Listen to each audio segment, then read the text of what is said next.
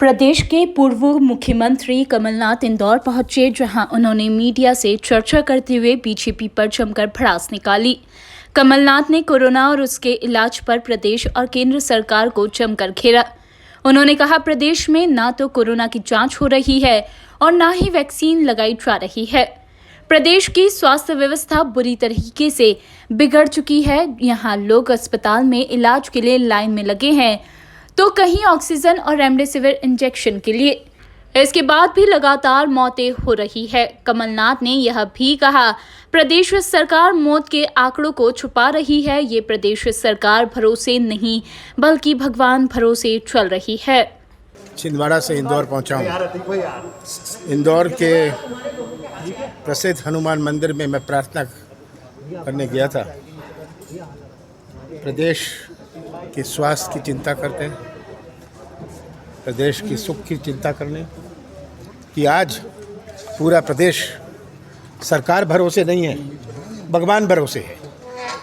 इंदौर अपने देश का सबसे प्रसिद्ध शहर, इंदौर मध्य प्रदेश का सबसे बड़ा शहर, रोज़ यहाँ कितनों की मौत हो रही है। ये दबाने और छिपाने की राजनीति से कोविड जाने वाला नहीं है।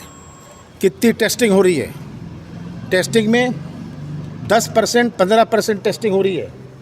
इसका मतलब जितनी की टेस्टिंग नहीं हुई और अगर कोरोना पॉजिटिव हुए वो तो इन्फेक्शन लगा रही, उसके बाद 4 दिन बाद रिपोर्ट जिसकी पॉजिटिव आई है उसने पता नहीं कितनों को इन्फेक्शन दे दिया। आज अस्पतालों में लाइन लगी है, बेड में लाइन लगी है, एम्बुलेंस के लिए लाइन लगी है, ऑक्सीजन के लिए लाइन लगी है, इंजेक्शन गोली के लिए लाइन लगी है, डॉक्टर के लिए लाइन लगी है। और ये सब बातें 3 महीने पहले से पूरा मीडिया देश का और विदेश का छाप रहा था कि दूसरा वेव आने वाला है। इसका कोई प्रबंध नहीं किया। ऑक्सीजन एक्सपोर्ट हो रही थी, मार्च तक तो ऑक्सीजन की एक्सपोर्ट चल रही थी 340%। इंटरनेट पर ये आंकड़े हैं। जनवरी से मार्च तक 340% एक्स्ट्रा पिछले साल की तुलना में ऑक्सीजन एक्सपोर्ट हुआ। रेमडेसिविर इंजेक्शन एक्सपोर्ट हो रहा था। ये तो हालात है। और 3 महीने से पूरा मीडिया देश का छाप रहा था कि ये दूसरा वेव आने वाला है। ये कलाकारी की राजनीति बहुत हो गई।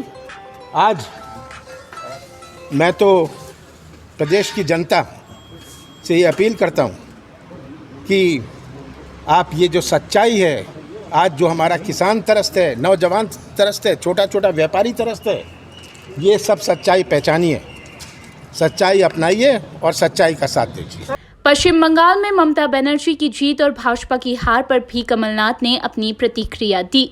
कमलनाथ ने कहा, यह चुनाव देश के सबसे बड़े चुनाव थे। इस चुनाव में ममता बनर्जी ने पूरी भाजपा और उसके बड़े नेताओं को मात दी है। हालांकि ममता बनर्जी को 2024 में यूपीए की तरफ से पीएम पद का उम्मीदवार घोषित करने के सवाल को कमलनाथ टाल गए। कमलनाथ ने कहा, बंगाल में जीत के बाद ममता बनर्जी का देश में कद बढ़ गया है और उनको जीत की बधाई देने के साथ ही मध्य प्रदेश में आने का न्योता भी दिया गया है। देखिए, मेरी ममता जी से परसों बात हुई थी। मैंने उन्हें, मेरे बहुत पुराने साथी हैं, यूथ कांग्रेस के समय से, जब वो यूथ कांग्रेस की सदस्य नहीं थी, मेरे बहुत पुराने साथी हैं। मैंने उन्हें मध्य प्रदेश आमंत्रित किया है। वो हमारे यूपीए की सदस्य हैं। आमंत्रित किया कि आप खोलिए। किस प्रकार ममता को पूरे केंद्र सरकार से लड़ना पड़ा, मोदी जी से लड़ना पड़ा, उनके मंत्रियों से लड़ना पड़ा, उनके विधायकों से लड़ना पड़ा, सीबीआई, ईडी, इनकम टैक्स से लड़ना पड़ा, और फिर भी उन्होंने उन सबको ऐसे लात मार के भगाया है। अब आज उनका प्रयास है कि बोलो हिंसा हो रही है। अब हिंसा गलत है, ये रास्ता बहुत गलत है।